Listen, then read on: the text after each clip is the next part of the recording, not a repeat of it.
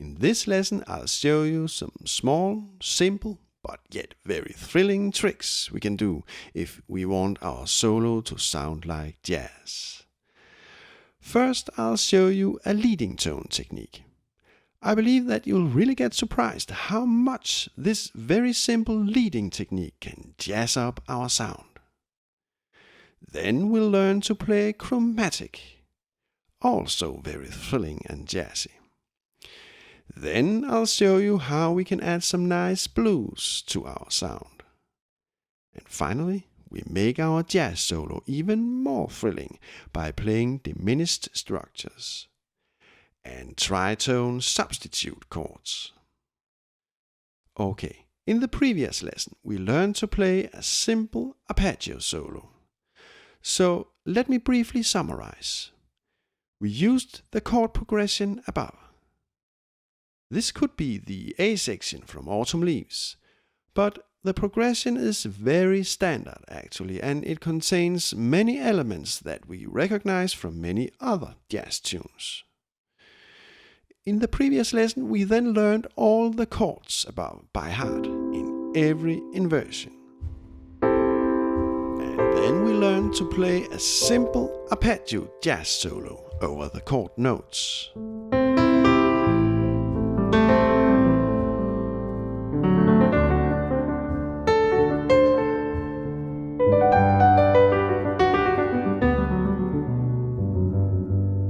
So, in the previous lesson we built up an arpeggio foundation. We are going to use that foundation in this lesson. I will of course paste a link to the previous lesson below if you want to catch up.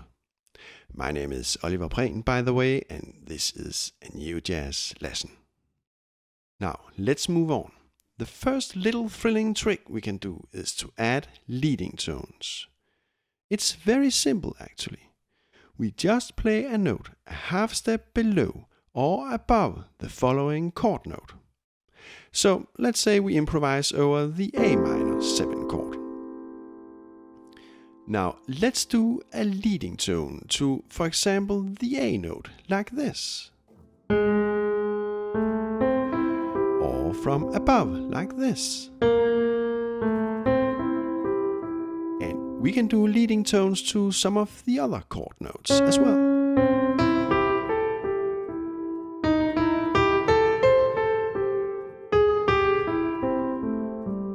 Now try to walk through the entire chord progression, doing some leading tones.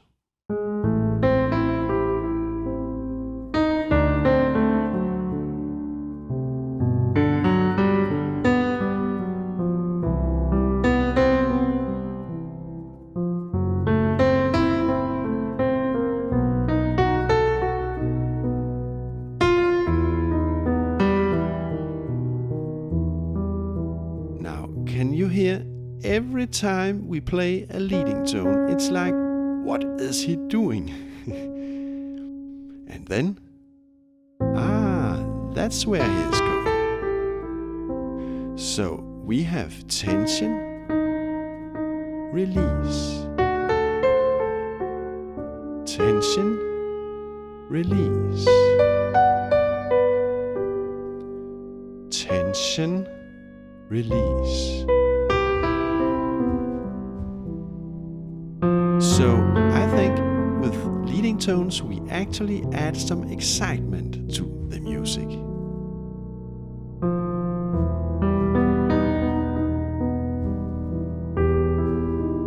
Now in the previous lesson we also learned a simple walking bass. So let's add the bass to our solo.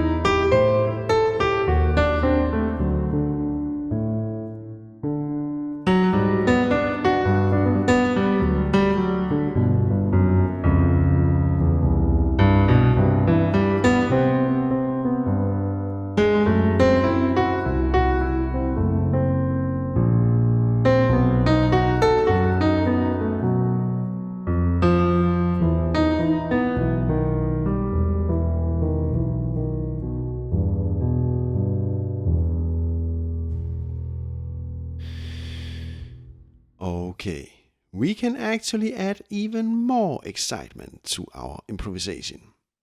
We can add a whole bunch of leading tones right next to each other, playing chromatic.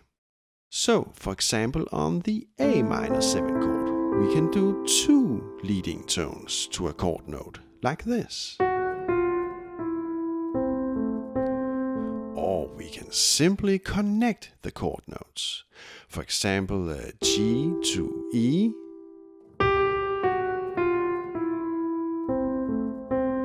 or E to C, or C to E. Anything goes.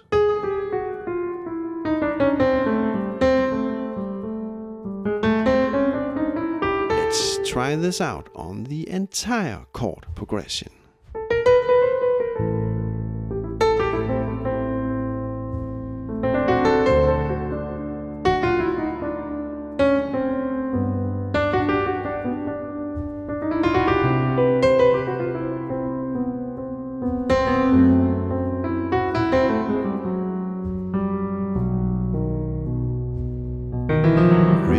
Really nice, right?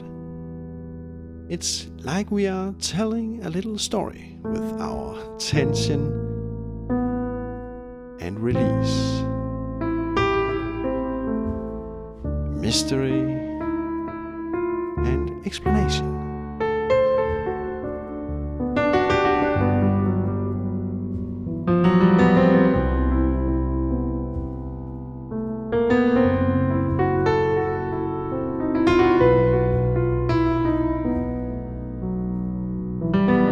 If you feel for it, add the walking bass.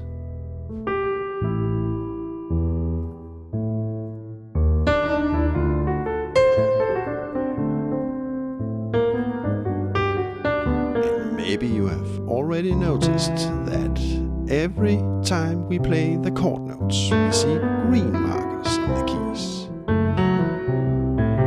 And every time we play leading tones or chromatic tones, we have red color.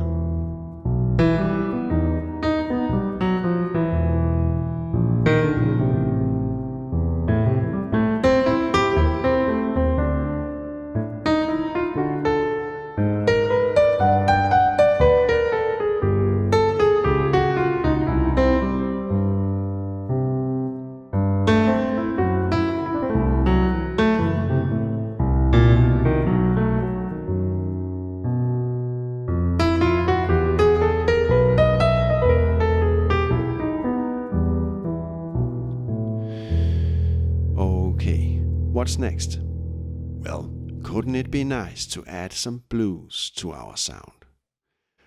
Now, look at the chords above. The entire progression is actually one huge sequence of descending fifths, all leading to the final tonic E minor chord.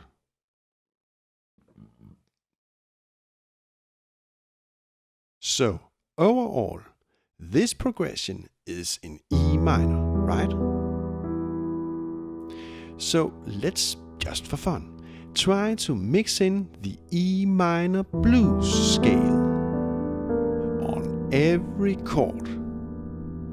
E blues on A, E blues on D,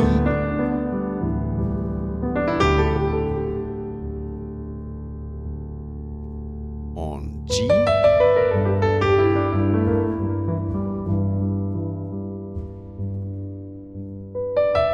C,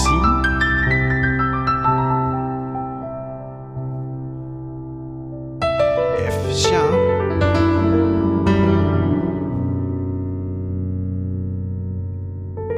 B,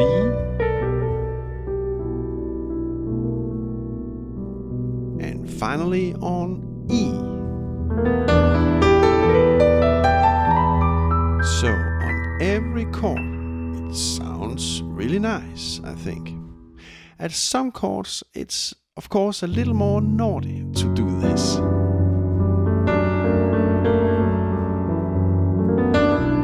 But But at the final chord, we end up just fine.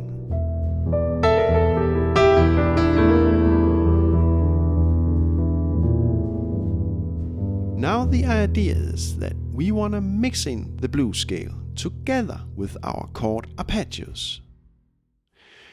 Now let me demonstrate, and please notice when I play arpeggio on the chords, we have green dots on the keys. And when I play E blues, we have blue dots. Let's try this out.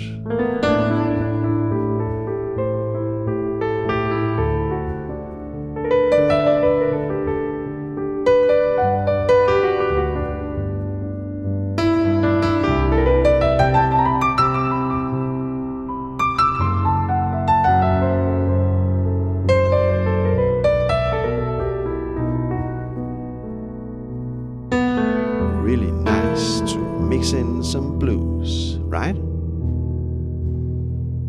Let's also do the walking bass.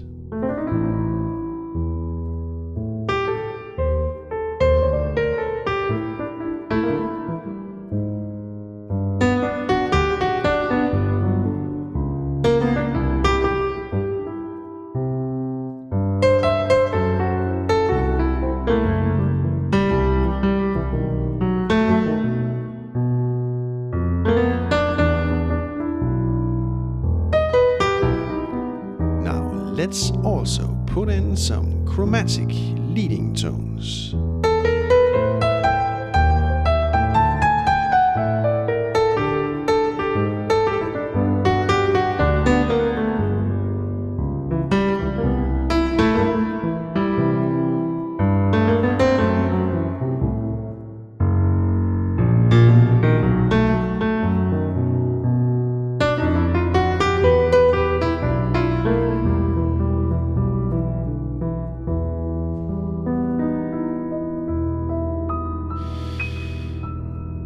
Okay, so already now we have learned some simple but also very thrilling tricks that have made our sound a lot more jazzy and bluesy. But we are not done yet. I still got some really nice moves to show you. Now we'll look closer at our two dominant seventh chords. The dominant seventh chords are always fun to play around with, and almost anything goes, actually. Listen, this D dominant seventh chord is not at rest, actually. It leads to and wants to go to the G tonic chord. And this restless, dominating quality we can increase in so many ways. First, I'll show you a polite way, and later on we'll do a more extreme alteration. So, for a start, let's add the flat ninth. And if we feel for it, we can remove the keynote, because we already got the keynote in the bass, right? Then we have this exciting, symmetric, diminished structure. A stack of minor thirds. Indeed, leading to the tonic G. And we can continue this stack of minor thirds up the register, playing the same four notes all the way up. So now we have a really nice sound on our D dominant seventh chord to G major 7. So let's do the exact same trick, just with the B dominant seventh chord. Add the flat 9, remove the keynote, and yes, here we have the exact same notes as before. So the D7 flat 9 and the B7 flat 9 share the same keys. The only difference is, of course, the keynote. So let's try this out and play our entire chord progression.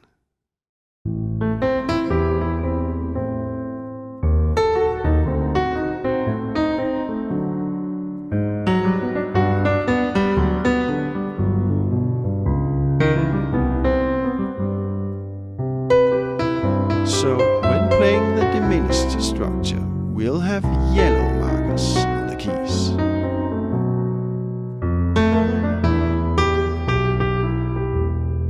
Now let's mix in some leading and chromatic tones.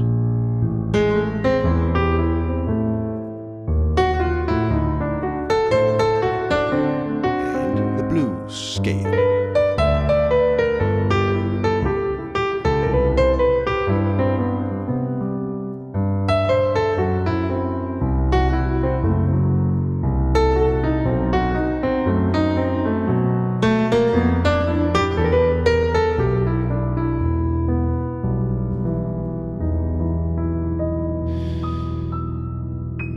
Okay, now we'll mess up our dominant chords in a more radical manner. We are going to play tritone substitutes. These substitutes can be very provocative, but at the same time also very charming and appealing. The trick is very simple actually.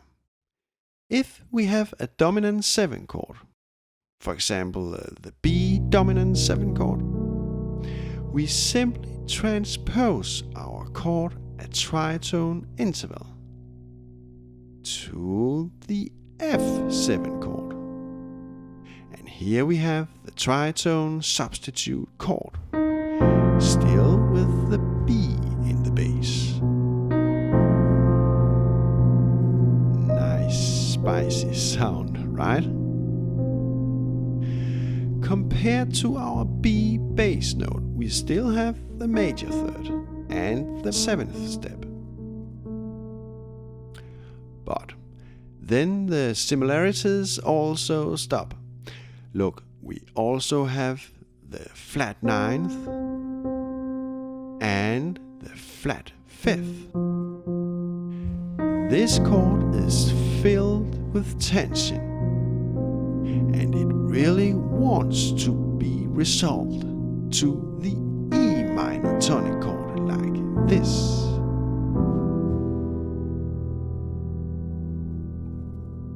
We can do the exact same thing with the D7 chord. We transpose the chord a tritone interval, and we make the A flat 7 chord. And we have the D7 flat 9 flat 5 chord.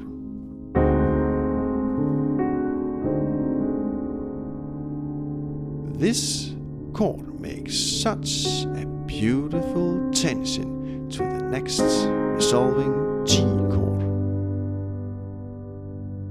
Now, let's try this out.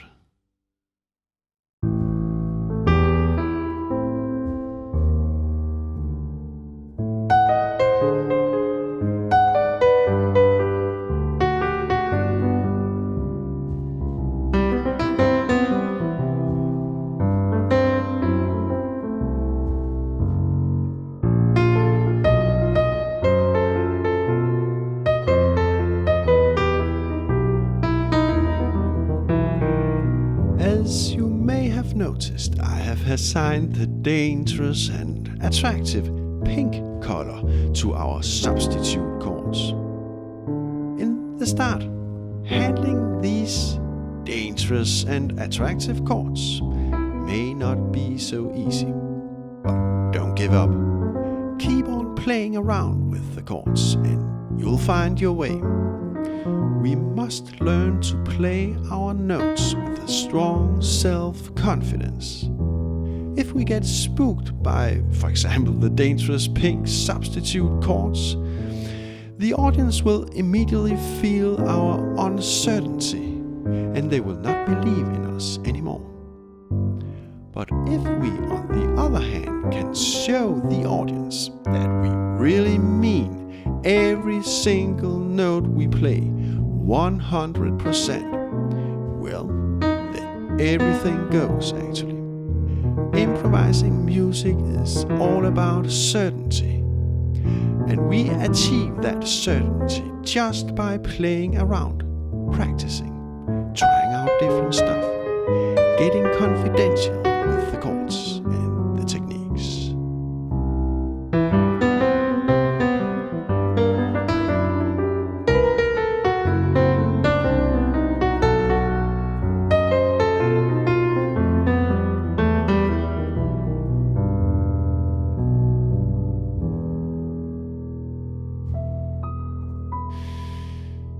Okay, if you want to help keep me going, creating free and public music lessons, you are of course so much welcome to donate $1 or $2.